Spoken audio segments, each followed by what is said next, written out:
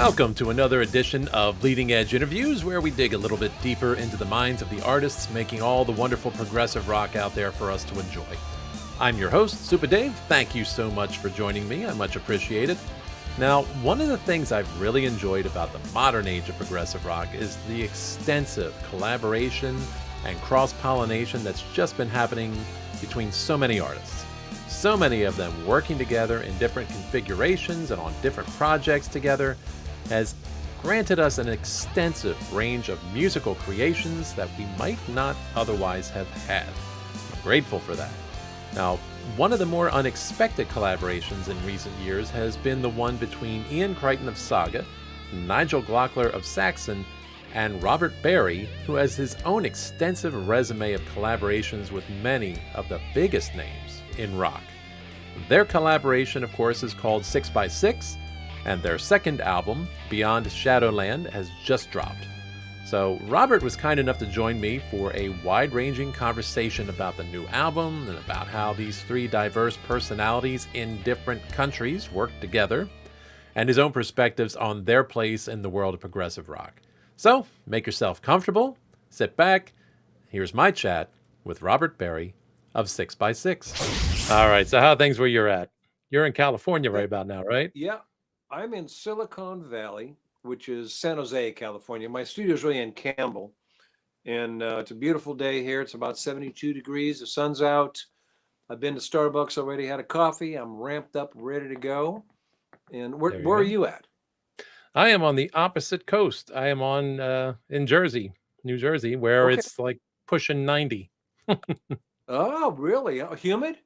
Yeah, it usually is here. I don't know if it's You- quite so bad as midsummer will be, but yeah, definitely on the warm side. Having an Yeah. early summer here, but that's kind of what happens. You have stops and starts, and 2 weeks from now we'll have 30-degree weather again, I'm sure. Uh, Funny. Yeah. And Progstock's going to be there. Yes, yes, indeed. I have noticed that you guys will be part of that. That is going to be your live debut. How cool is that? Should be our first American date. We're actually in Germany and the Netherlands right before that. Oh, okay. I wonder if the timing of that is why I thought it was going to be the debut. Maybe something changed after. Well, it's in the U.S. It is. I mean, you won't be able Yeah. to see us anywhere else. We're going to Puerto Rico after that, so Oh, wow. we're all over the place. Yeah.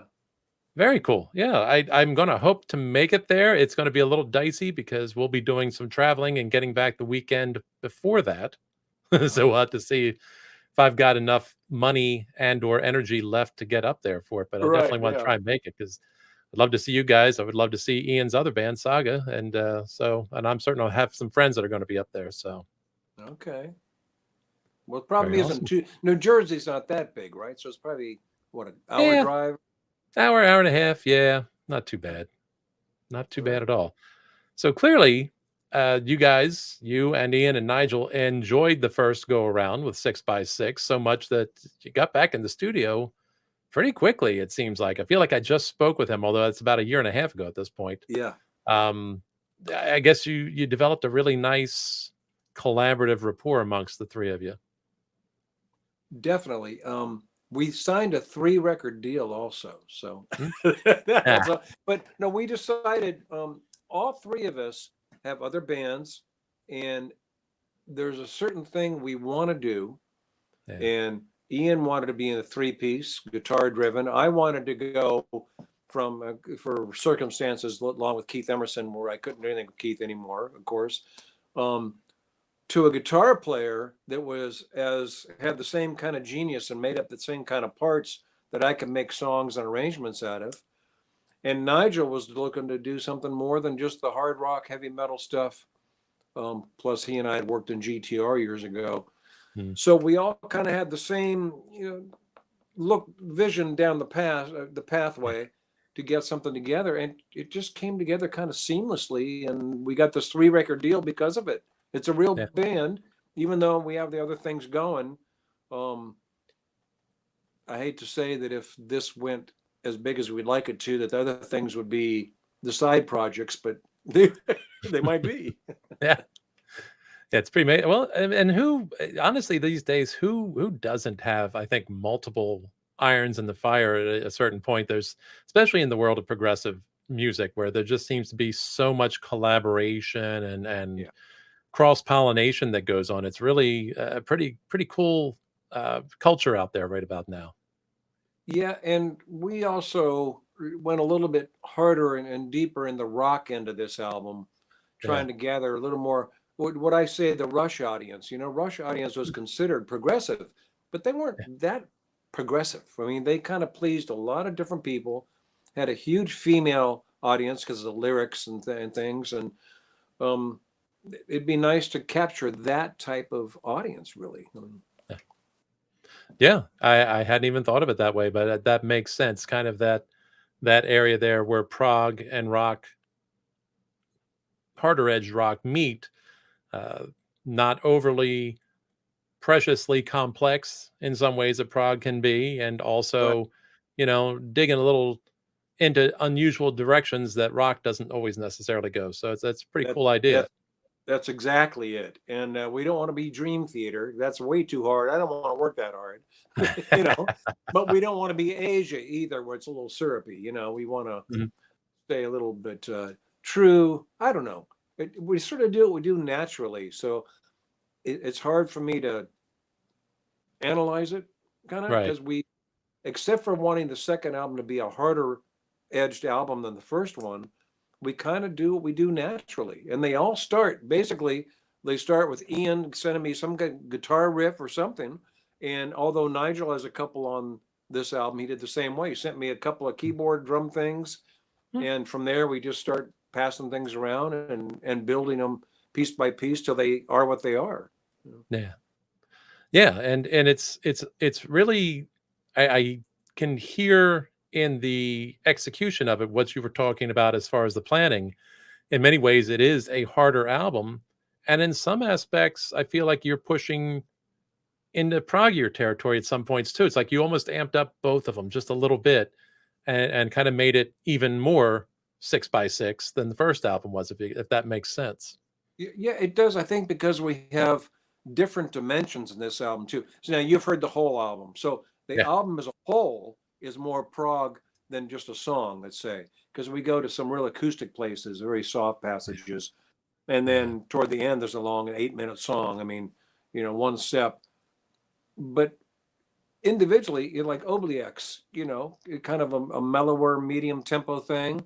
yeah, It has a prog sound to it, but there's not a lot of time changes and stuff. A little bit in the middle, but yeah, yeah. Very cool I, stuff. I'm looking And at you.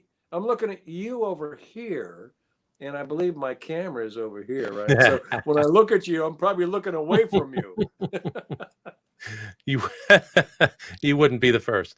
That's funny. it's it's camera placement is sometimes difficult depending on what you're trying to look at and what you can do. So I many configurations on this setup before I finally got things exactly what I needed them to be, and gave myself the ability to talk with somebody and maybe have some notes in front of me without constantly looking over to the side.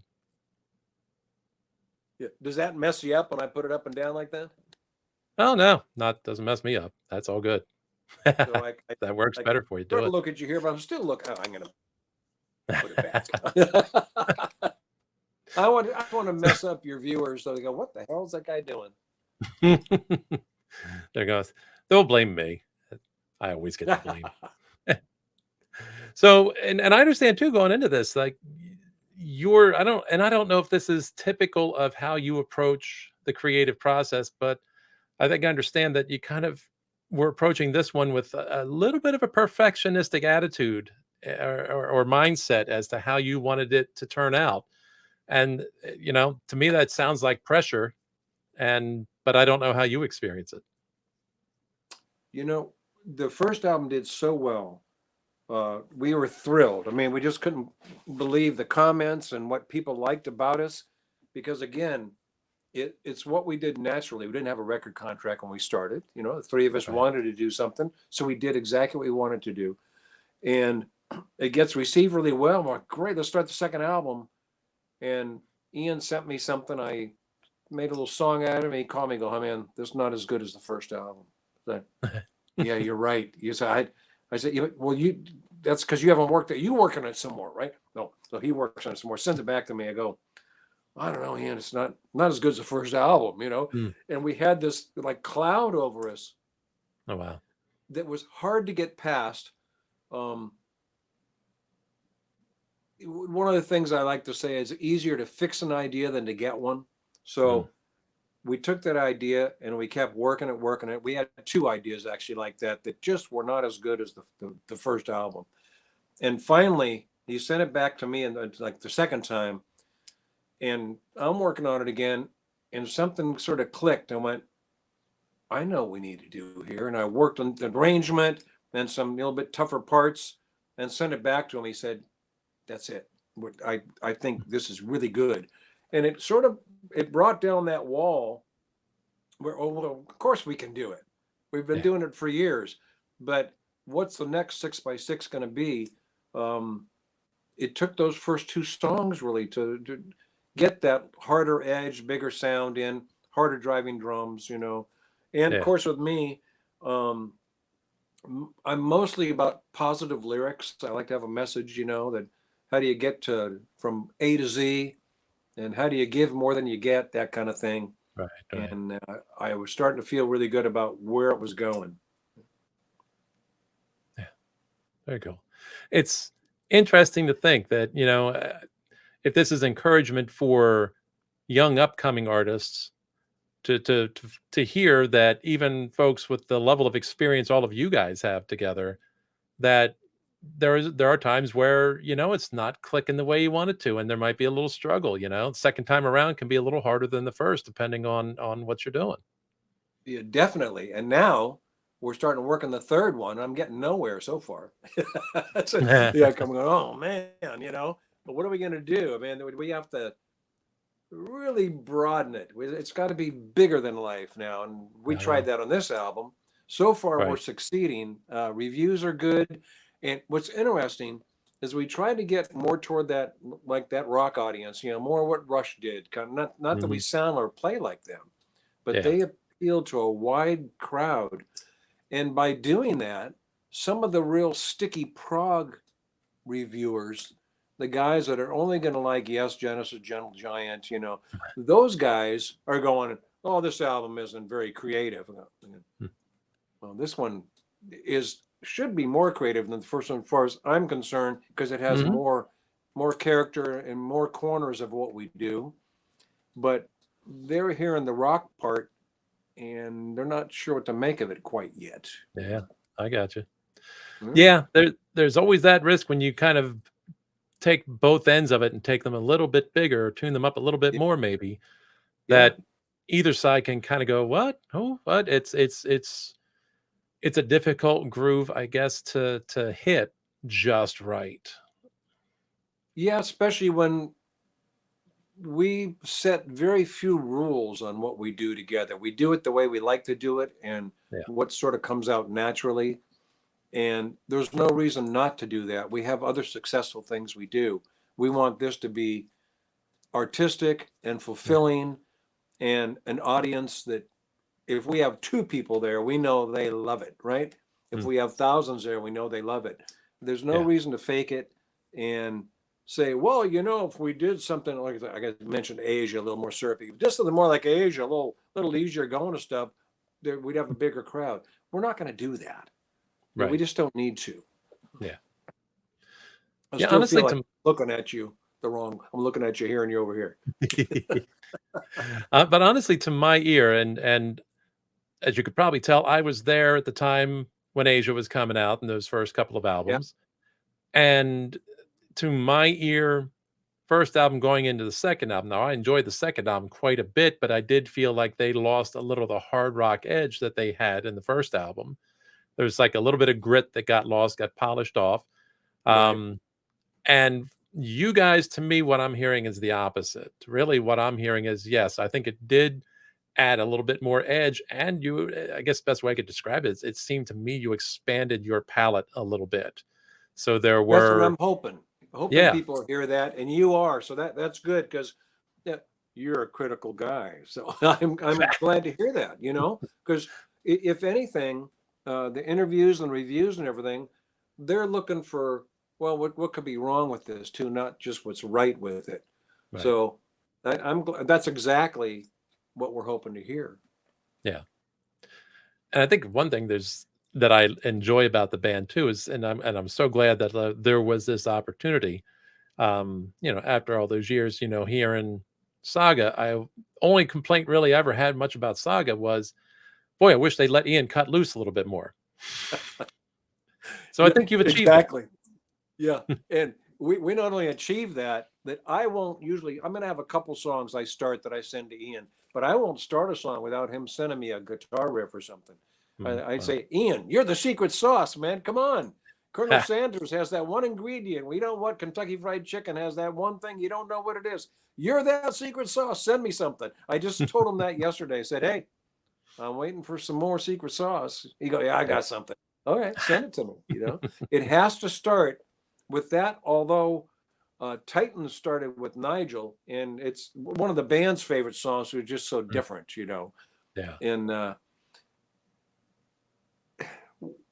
these things sometimes they speak to me so well when Ian sends like just a little the chord structure to start something, and he'll give it some stupid title, like he was on a James Bond kick for a while, then he was on a bird thing for a while, and by the time I'm done even writing the lyrics, I can't change the title. Like Wren, the first song that Wren, Right. it's a name of a bird. It means nothing with the song, but That's so cool. Yeah, I long been an admirer of his, and I can remember people referring to him as Saga's secret weapon and things like that. And here it is. You guys said, "Well, we're not making him a secret. We're going to make him a bit of a centerpiece." So I think that that was a pretty brilliant idea, and it's very refreshing to hear that. And yeah, also surprised, I did not realize until you said it now that Nigel also was a multi instrumentalist and was, like yes, usually the drummers, you think they're drummers, and how many musical ideas start with the drummer? I don't know. I have no clue. But when you said that, and you said he's pulling out keyboards, I'm going, wow, okay, so very cool. yeah. But I don't think he probably normally does that role within the context of the band. That's something he uses as a writing instrument, I presume, only. Right. Yeah, definitely. But yeah, Nigel writes a lot of stuff, usually kind of techno and stuff, on his keyboard at home, and they don't use it much in Saxon, so he has a lot Yeah, of ideas. It just needs to fit that straighter rock part of 6x6, and I need to yeah, make it where Ian feels he can shine on it because Ian's one of the few guitar players. Like in a song, usually if it has a repetitive chorus or something, the second time around the guitar is exactly the same as the first time around. He doesn't do that. The whole song is different. I don't know how he does it, mm, but the song, the foundation supports his guitar, and his guitar supports like the chorus or the verse, but it's yeah. always different than the previous verse or chorus. And Wow. it's a genius. It's Yeah, incredible stuff that he does. yeah. I frankly, you brought up Rush, and I've always been a fan of songs where they did that as well. And there's certain songs where each verse and each chorus, it's the same essential melody, but there's still a different arrangement each time around that maybe emphasizes a different instrument, and it's just brilliant. And that's the kind of stuff I really enjoy. I don't know how many other people enjoy it changing up that much, but Well, I do.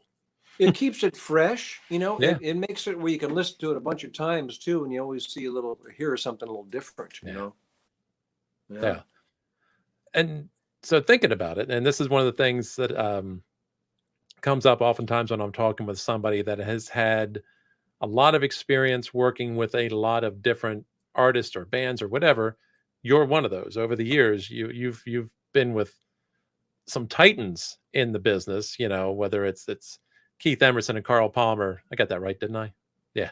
Yeah. Yeah. I had to think. I'm like, I know it's two out of the three. That came out of my mouth before my brain was fully engaged.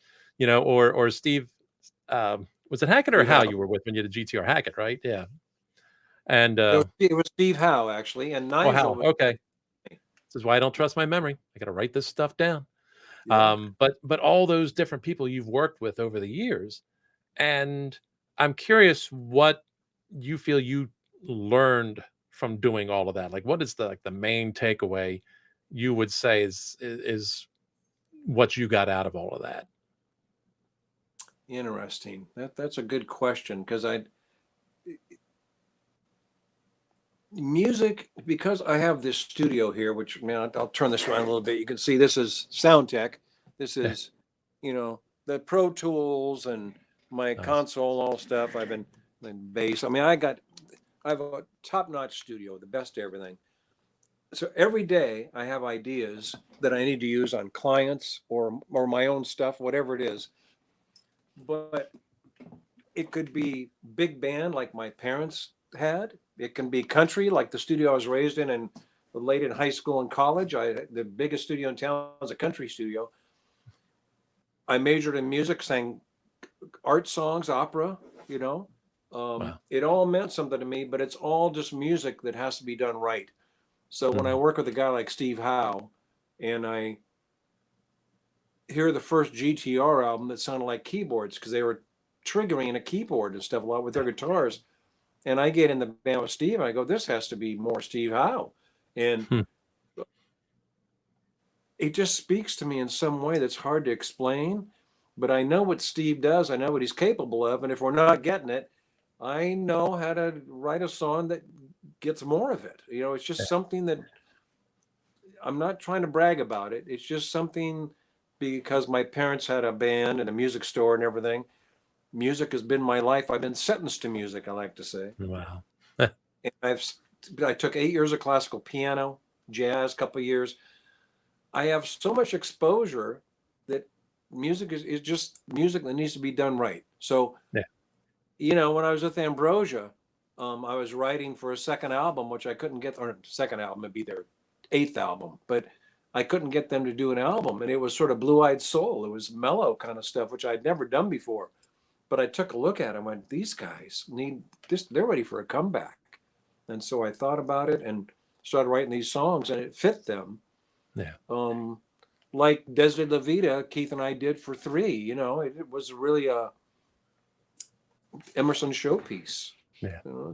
I don't know. I'm not sure how it happens, but it Right. Right. is something. There's a lot of times some dad will bring their 13-year-old daughter in, is writing her first song. It's a hip hop thing.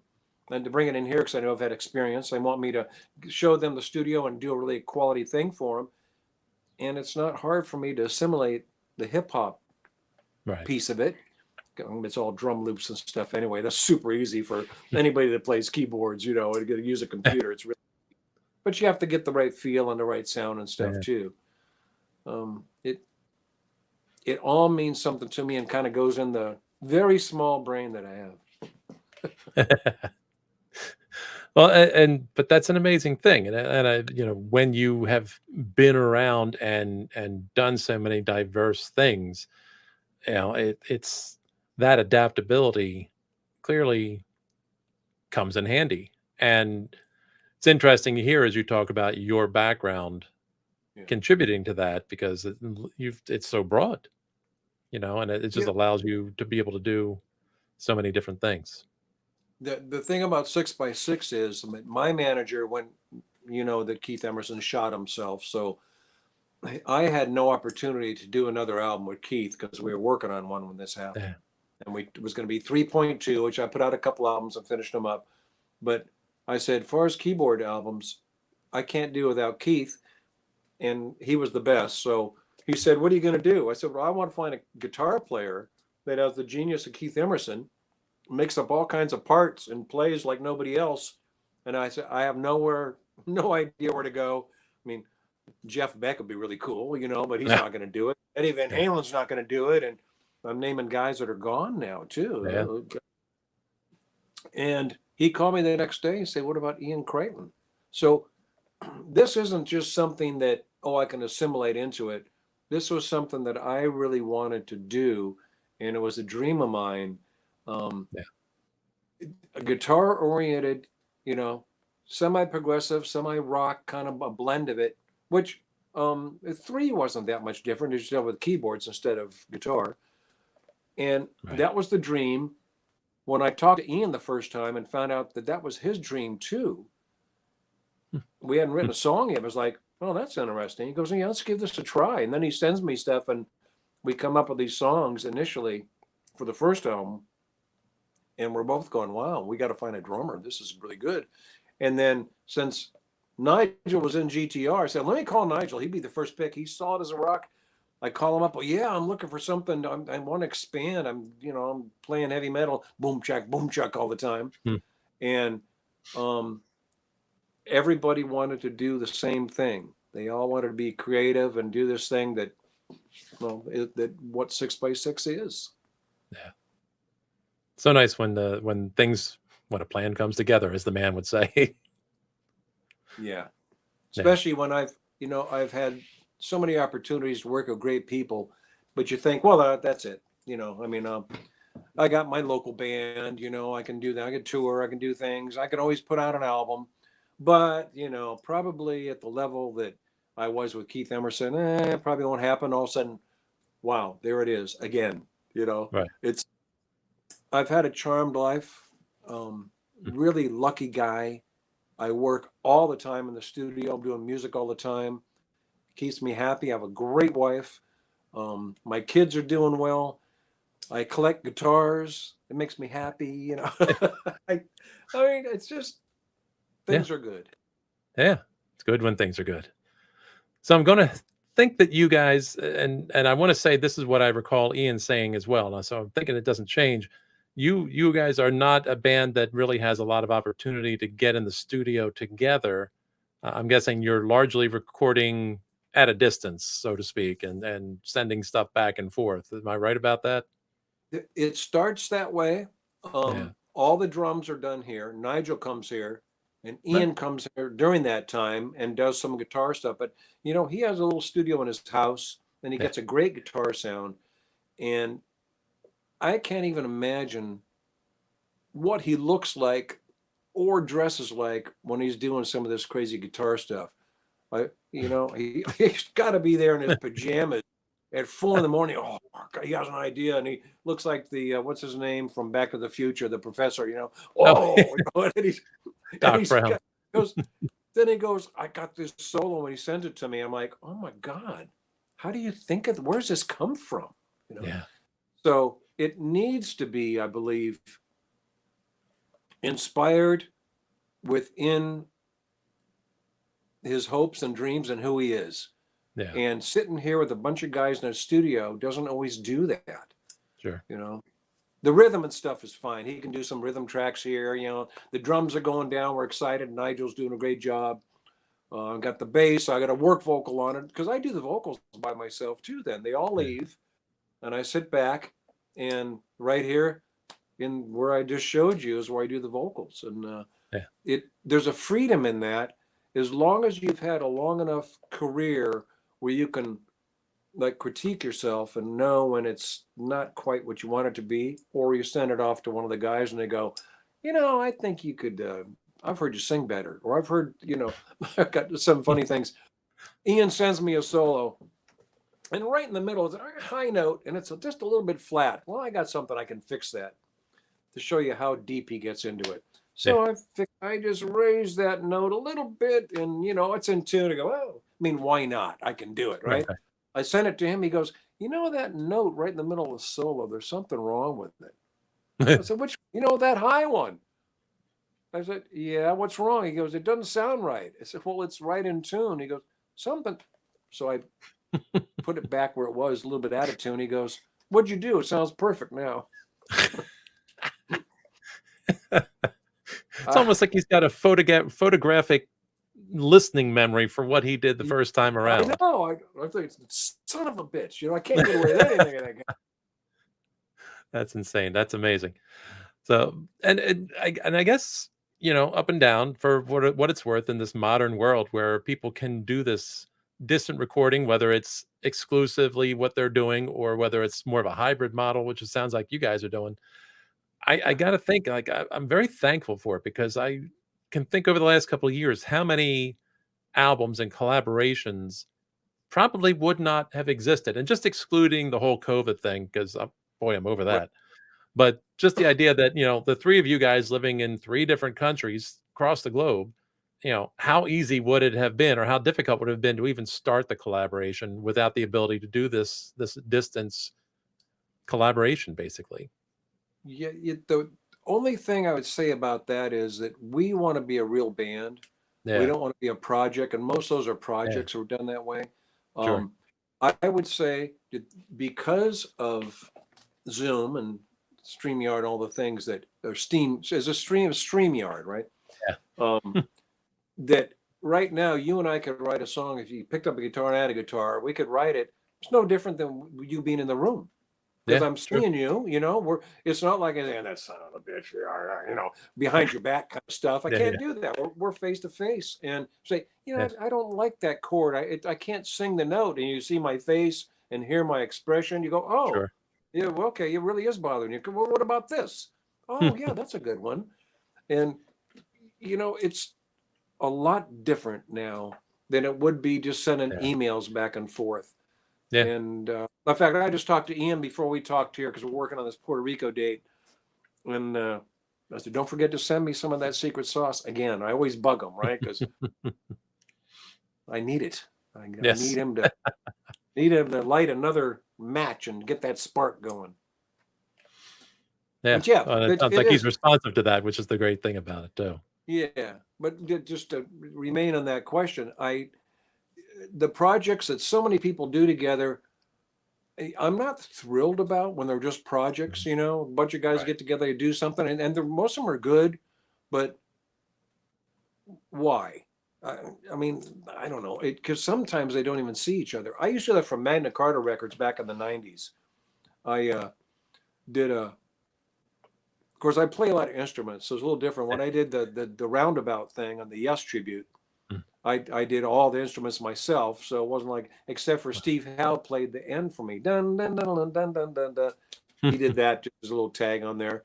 But when I Nice. did the ELP one, Jordan Rudess, who I know, Yeah. I talked to him, and Simon Phillips I didn't really know, but I talked to him a bit. There was no collaboration with Zoom and everything, and it's an incredible version of Carnival 9. They put their Mhm. heart and soul in it because they wanted to honor Keith so much. Yeah. So I mean that was done without a band commitment. There's a lot of good stuff. It's just, I don't know, it leaves me a little cold when it's not a real band with a future and say they're gonna, try to make a go of it and go out and play Sure. live and eh, Yeah. I get that. yeah, And it's an interesting world in the sense that there are all these various opportunities or modalities, I guess, people can go with. yeah, And it is, in my mind, also refreshing when somebody can still say, in the end, I'd still rather just do it in the studio together, or at the very least be connected directly together while we're doing this. yeah, Yeah. yeah. It Because it doesn't does doesn't seem a little happen a lot. sterile. Even so, it doesn't happen a lot live in the studio, even when a Mm. band's together. I mean, they're still doing their like 6x6 is. We're still doing our parts in Sure. a little bit separate, even though we consider ourselves a band. I mean, Yeah. we're in for the long haul, and well, the tour proves that we're going to be playing together. We just need to get some more dates and get all together.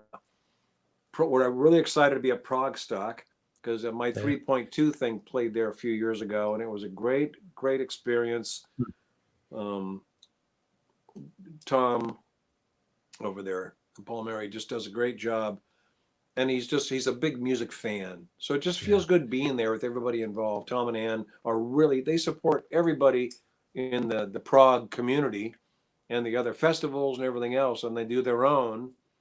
Um, it's just fun, really fun. Yeah. I Yeah. hope we Really get a cool. lot of people there to see the only U.S. show for 6x6 so far. Well, yeah, definitely. You see, that just motivates me more to make sure I get there, even to drag myself up from, There you go. jet lag and all that stuff from the week before. But, Where are you it, going to? Germany, actually, Germany and Switzerland. Well, Yeah. we're going to be in Germany well, probably before you're there. Yeah. Yeah. Trust me, I was looking for 18th. that kind of stuff. Yeah, we're going to. Yeah, you're not going to shows, but 18th, we're somewhere in Germany, I think, of September. Hmm. Yeah. Anyway. Yeah. That'll be ahead of us. Of course, Yeah. timing is always, but it is what it is. We had to do our bucket list of Oktoberfest. So Ah, yeah. There you yeah. go. Oh, you're going to be So hungover. Oh, I don't want you to come to our show. Huh? Smelling like beer. My God, we got this guy reeks of beer. I'll shower up. So speaking of the whole live thing, so I guess that changes the dynamic. I don't know how many opportunities, even in private, you guys have had to just sit and jam together. Um, much less obviously, you haven't played a live show yet, but have you guys had much opportunity to basically practice and get to know each other in the on stage sense of things? Definitely not. Yeah. And what it's going to take to pull this off, because we're going to try to stay a three-piece, is right now you maybe can see the keyboards behind me. They're small keyboards. Let's see if we get out of the Right. way. And I don't want to have a big keyboard rig. I'm gonna be playing Right. bass and singing. And when I need to do like the chorus needs a big old keyboard sound, I want to be able to walk up these two little keyboards and play it down. I'm still singing, basically, and it's Right. open, it's not all closed in with keyboards. So I actually started that rehearsal today, Wow. way ahead of the band getting here in September. First 2 weeks of September, we'll be rehearsing, Yeah. and it's going to be really something because Ian, as you know from that one high note that I tuned, remembers everything he did, Yeah. and he has a lot to do. I can imagine. Yeah. He's going to be, it's going to be an Ian Crichton on stage you've never seen before.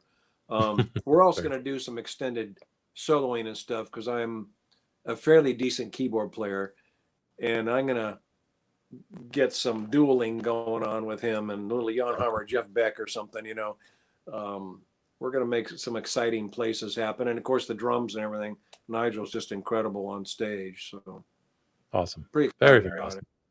Yeah. Yeah. And I don't know, flashing back, you invoked Rush. So you're going to get out some pedals to hit the trigger the keyboards the way Getty does or did. It's funny. Right now, I'm going through the set list and I'm adding up how many notes I need because I might not need bass pedals. I might just need 4 push buttons if it's a C, D, F, and G, or I don't know. Right now, I'm not sure how many. I don't need a whole 2 octaves of bass pedals.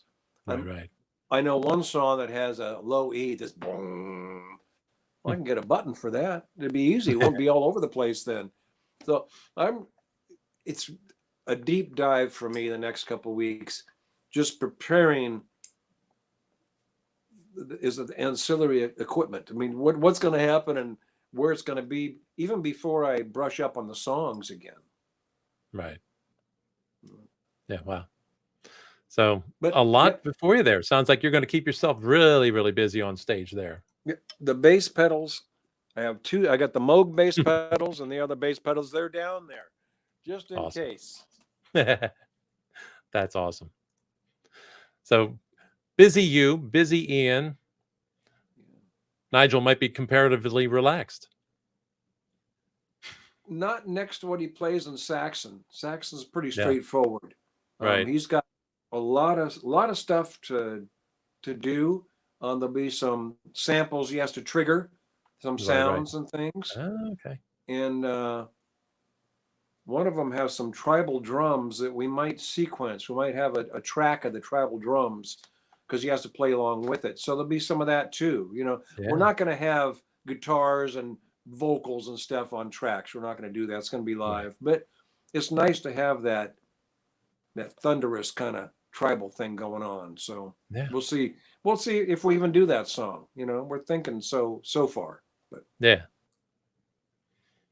sounds like it's going to be a lot of fun. I am looking forward to it. I want to pull myself together and make sure that next weekend we're there. If it can all be done. But it's because going back to when the first album came out, that was something I was excited about. I was like, I want to see these guys play live because I think it should be a great show. I want to see it too. I'm excited to see them play. Fair enough. I gotta see these guys pull this off. That's what I want to see. No doubt. I think you guys have it covered among the three of you. You are old veterans. Yeah. Oh, sorry to use the word old. You guys are veterans. Yeah. This is not the first rodeo. And when you've done it as long as you guys have done it, and to the degree that you guys have done it, I think people are in for a really good show. Yeah, there's some guarantees that we can pull it off because we have in our separate ways over the years, pulled off this type of thing. It's just together, it's going to be exciting because it's a big sound. And Yeah, excuse me again, the guitar is forefront, but the drums again are, I mean, we got some great drumming from Nigel yeah, on this. So I think that's yeah, the foundation is really strong to the band.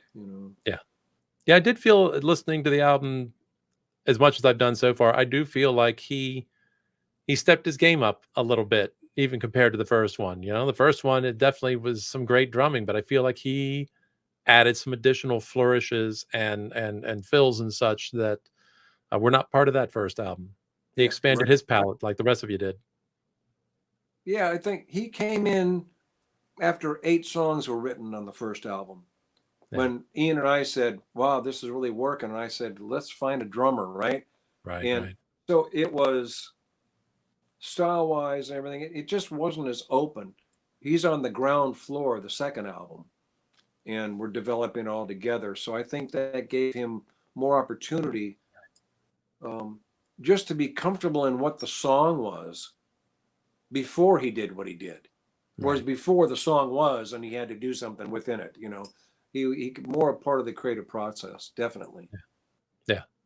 And I think it shows. I think that's where I hear the differences in this one over the last one, is the fact Yeah, that perhaps the three of you as a group are just all a little more balanced among you than maybe that first album.